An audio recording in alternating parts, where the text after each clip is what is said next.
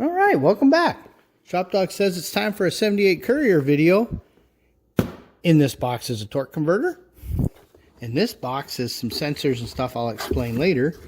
That box is obviously a lot of Type F because it is a C4 transmission. Turns out these nuts with the washers on them for the bands, not a common thing. So I'm going to have to take a look at that and see what I want to do. I don't want to buy an entire rebuild kit from Summit to get to washers and nuts. There's got to be a way to search that and find those, so I'll keep looking at that. But one of the first things I'm going to do before I do anything is not even monkey with the transmission. I'm going to verify that the torque converter fits our spline count and sits correctly, engages the pump, and verify that it fits the flex plate as well. So we'll be right back. Well, I found my first issue. I was expecting these to be 3/8/16 and had bolts for that, but they're actually 7/16 20, and I don't have bolts for that. So there's that. Obviously my little bag must have filled up of fluid. You can see that, so I'm going to have to clean that. And I don't, yeah, see it sitting there. So something still needs tightened. So always more things to fight. All right, so for now, I've just got a rethreader screwed in from that side and a pin to show that I'm lining up there. Obviously, I seated in the pilot, no problem. The bolt holes line up, so that is good. Let's take it over to the transmission side. All right, so looking down there, you can see way down at the bottom, that engages here. And then the one here for the stator engages here. And then we've also got these two little flats that have to engage in the pump. So there should be 3 steps. At this point, you can see it's still sticking out. I've only gotten one thing to engage, and I'm sure it's the stator. Then I'll use this point right here to kind of balance it. Keep rotating, gently pushing back. Then it should spline on the inside shaft and then into the pump. All right, took a little futzing, but we got her to line up. So now she's all the way in, and you can tell because of the offset going into the transmission. Now this particular tranny must be from a 70 Mustang because it's a case filled with the stepped bow housing. It has a 26 spline, 24 spline in the back on that input shaft. And yeah, that's the only one I saw that lined up in that range, which kind of fits with where the engine must have come from as well. So we will keep moving on that. Well, now that we know this fits, we put a quart of Type F in there. I put a little bit of cam lube on everything just so everything kind of beds in nicely. And now we're going to make a mess because you always spill a little bit of it. There's not a lot you can do because you don't get it on there as fast as you think you will. So I'll be right back. And with that, we're in. Notice there's quite a bit of inset. That's about 1 inch in. Now it will pull forward about 1/8 of an inch onto the flywheel so that it's not bottomed into the pump. But see how there's still a little play, so always be careful.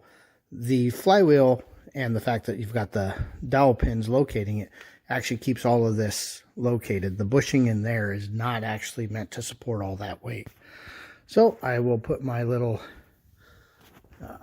holder tool on there, which is just an old wrench, and then it won't fall out. ShopDog's taking a nap. We got this up on the buggy, starting to look at it. So here's our top bolts. Longer bolts are longer. I don't have these for, but I don't need them yet. I'm thinking I'm going to slide this thing back up in the hole. Yeah, you can see it where the tranny kind of, I think it hits here or rode here. I'm not sure what's going on there. Maybe when they put it in the first time.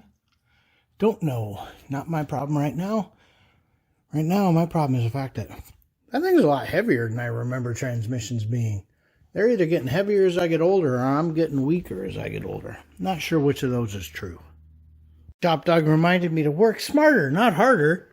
So we just grabbed a strap. And look at that. We'll just pick her up and then set her gently on the stand. Because, yeah, I'm getting too old to pick these things up over my head anymore. Well, that worked a treat. It's on there. Getting ready to do the whoop-de-woo. I know I've been asked, well, why not just pull the tail shaft? Well, I've never taken this transmission apart. I don't know what surprises are in here. So we're not going to do that. We're going to play the fight struggle game. Get it in the same way it came out. It'll suck, but we should be able to do it without dropping it. We're now just playing this delicate back and forth game. Back and forth and back and forth. A little bit.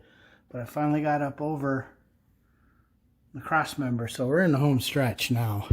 I'm not going to pull my wrench off the torque converter yet, although I did move it. I didn't like where it was. This is going to be easier for me to get at until the transmission can be a little more flat. Don't want that to come off. I spent all that time putting it on. Getting flatter, so I just pulled the wrench. So we'll just bring it up a little more, flatten it, bring it up, flatten it. And at some point those arms get moved, but not yet. Okay, we're getting pretty close now. You can see I'm a little tilted. I'll work on that in just a second. But we're almost up there. We're actually encapsulating the flywheel now. We're getting there. I can see my dowels. We're clearing everything here. Nothing's hitting anything anywhere. So look how nice and tidy that's going in. Looks pretty good.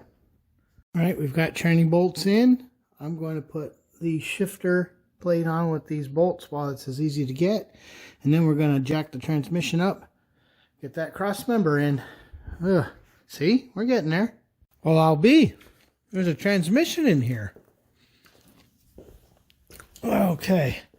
Still got to do a starter, but I can't do that until I get the bolts for the flywheel because I had the wrong bolts.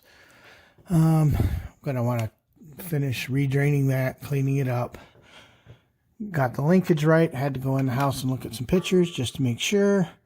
These 4 bolts are tight. The 2 on the top are in, but I got to tighten them from above. I've got to put the filler back on the wall. There's stuff to do, and obviously we don't have a drive shaft, so, and you know, I've got to put my cooler lines on as well. And I'm also trying to decide where I want to put some fittings with some temp sensors. So let me explain this concept here. We don't know if this transmission gets hot. We have no way of knowing. So I bought a very cheap trans temp sender. And then, gauge, and then bought a couple senders. So here we go. Bought a couple of very inexpensive senders that match that profile, and some little adapters that can go in a -6 line. Obviously, I'm going to have to get some 8th MPT plugs on the end I'm not using. These fit right inside here, don't block the flow, and what I want to do is I want to measure the temperature leaving the transmission, which is the hottest point in the transmission generally because that's coming right from the torque converter and the pump, and the temperature coming back from the cooler. If we're not seeing some kind of a temperature spread, then we know that this location is not ideal. We actually don't have that data. So you can see the cooler lines come back, and then up under the bed here is the trans cooler. And it's a pretty good size one. So, I most likely will put the sensors here because then I know I'm going to get a decent ground because that's grounded right to the frame. But I need to know the 2 temps. And then the way we're going to do it with 1 gauge is, you can see they're just 1 wire coming off the gauge here. Right there. I'll just take a little rocker switch. Should have some lying around. Yeah. Well, this one's a momentary. I've got some that are fixed, and we'll have 1 on high temp, 1 on low temp. Yeah. So, high temp, low temp, no temp. So, we'll make a little bracket, make all this. It's a temporary thing for probably this summer. But if we decide it does get too hot, Then when we add a fan or move it or whatever, we can prove to ourselves that it made any difference. At this point, we're just guessing, and it's really hard to spend money and time on a guess. So that's how we're going to handle that. Okay, like I said, I've still got to find some plugs. I was just digging around in my stuff, and I don't have any for some reason. But you can see it doesn't block the passage, and it just gets right to that end.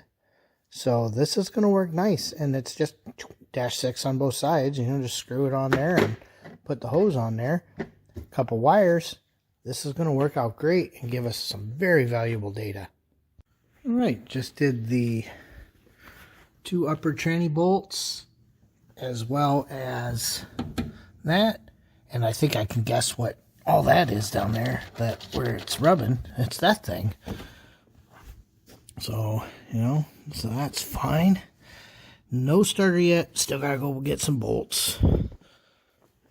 Not a size I normally keep. But yeah, it's coming back together. I think I'm gonna wrap it. I've got other things I need to take care of today. This has already been most of Saturday. We've got to decide where we're taking that to get it balanced, or to get the balance checked. Like I said, he had a vibration in the car, but we really never had a lot of time to troubleshoot that down. And one of the first things we could probably do is just go have that checked for balance and make sure it doesn't vibrate, at 50, 60 miles an hour. So that's probably it for today. Let's see. Probably the next thing. Yeah, you can see I was digging for those. The next thing I gotta do, I gotta empty that and clean it and figure where we're storing that. I think the next thing is going to be getting these sensors in and making a temporary box, for, like we were talking about earlier, for the trans temp. Get the lines back on, start filling it. And that's always fun. Takes forever. But yeah, I think that's the next things that are going to happen here. I did see that there's still a coolant leak. In fact, you can see it right there. I got to figure out who's leaking on me and get that taken care of. Obviously, it's probably this thermostat housing, which is great because, the other one didn't leak at all. This one with the filter, of course it does. So, anyway, we knew that we'd be facing coolant once or twice. I'm actually surprised I don't feel anything along this pump anymore. Yeah, see, hand is dry.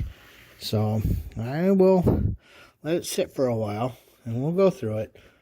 There's more leaks. We'll get them. Anyway, please like, comment, and subscribe. Thanks for watching. Have a great day.